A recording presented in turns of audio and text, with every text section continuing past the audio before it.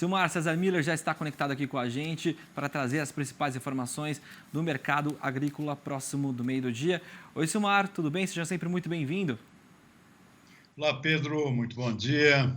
Bom dia aos nossos amigos telespectadores do Terra Viva. É hora, Pedro, de dar aquela conferida, né, no pulso dos mercados agrícolas e financeiros, mundo afora e aqui no Brasil também. No momento em que os negócios estão acontecendo, bolsas funcionando, a pleno vapor nesse momento, último dia útil dessa semana, e os mercados se posicionando em relação ao final de semana. Olha, a novidade hoje é um decréscimo aqui no comportamento de preço dos grãos. Grãos que subiram muito no início da semana, refletindo preocupações com o recrudescimento lá das tensões na Ucrânia, com ataques de forças russas a portos ucranianos, e também preocupações com o clima nos Estados Unidos. Tem previsão de clima mais quente e seco, mais aí na virada do mês de julho para agosto, mas hoje o mercado se acomodando um pouquinho, o chamado dia da realização de lucros, o pessoal aproveitando a alta dos preços nos últimos dias para vender um pouco e os preços estão caindo. Então, agora na Bolsa de Chicago, agora há pouco, soja caindo 0,1%, milho menos 0,6% e trigo caindo mais, 2 pontos percentuais. Até porque existem notícias aqui de que a Ucrânia está buscando rotas alternativas para exportação dos seus excedentes de grãos, como milho e trigo, é um grande exportador desses dois cereais. Isso deu uma aliviada nas tensões, nas preocupações com relação ao suprimento global de grãos vindos da Ucrânia.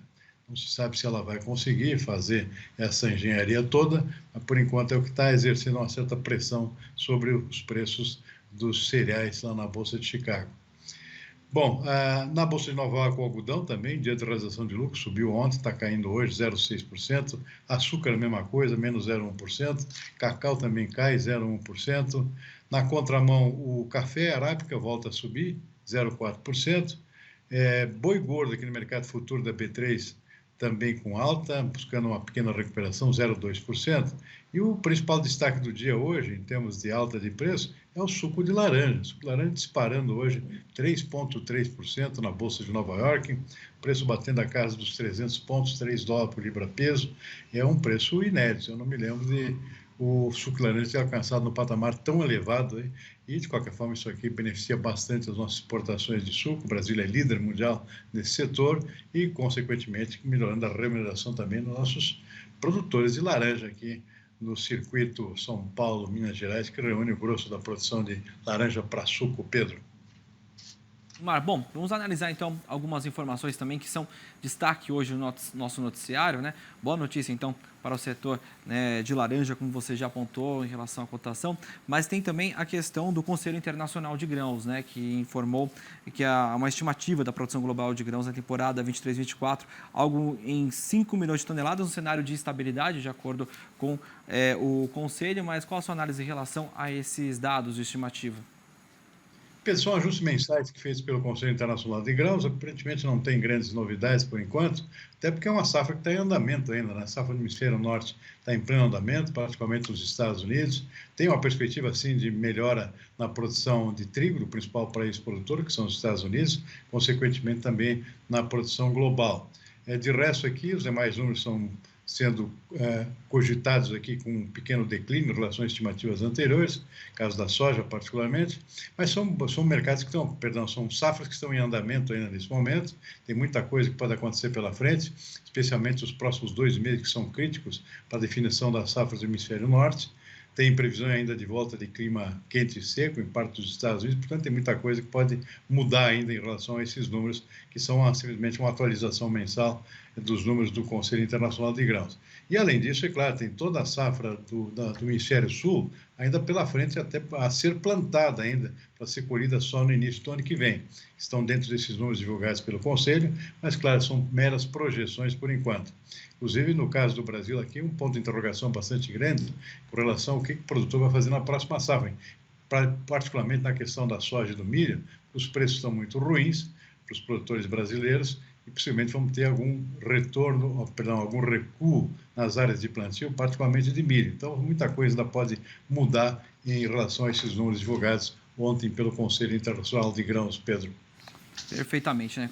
Bom, Silmar, outra questão também, né, para falar em estimativa, a Embrapa e o Ministério da Agricultura fizeram aí uma estimativa dos próximos 10 anos, né, a próxima década, que terá um crescimento na produção brasileira aí de 24%. Né? Como é que você enxerga isso, Silmar, em 2033?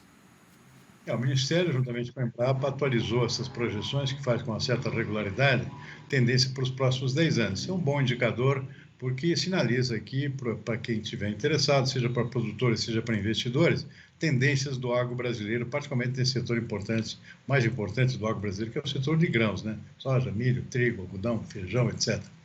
E a tendência é manutenção daquilo que já vem acontecendo até agora, ou seja, continua a tendência de crescimento desses três produtos principais: soja, milho e algodão, porque tem perspectivas boas em termos de mercado internacional. O Brasil é um grande player nesse setor, a demanda é sempre firme.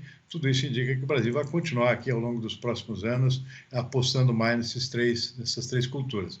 O lado ruim é o decréscimo, caminho que é previsto nesse estudo, de lavouras tradicionais, aqui de safras tradicionais, para o consumidor brasileiro, que é o caso do arroz e do feijão, por exemplo. Uma tendência de declínio na produção que já vem acontecendo e com tendência a continuar, particularmente no caso do arroz. O consumo, na verdade, está dando uma estagnada aqui, não tem crescido ultimamente. Isso acaba sendo um desincentivo aos produtores. E, por outro lado, aqui é um produto de garantia de alimentação para as famílias mais pobres, por exemplo, aqui no Brasil. E o governo, agora o novo governo, tem feito até um esforço no sentido de revitalizar essas culturas, justamente para atender essas populações de mais baixo poder aquisitivo. Vamos ver essa tendência aqui, se ela pode mudar, que seria desejável no futuro próximo, aumentando um pouco mais, melhorando um pouco mais esse perfil que está sendo previsto aqui, de uma queda na produção dos chamados produtos de consumo interno, é o caso do arroz e do feijão. Nos demais três setores não é novidade, a tendência é de continuidade de crescimento, especialmente nesses casos da soja, do milho e do algodão.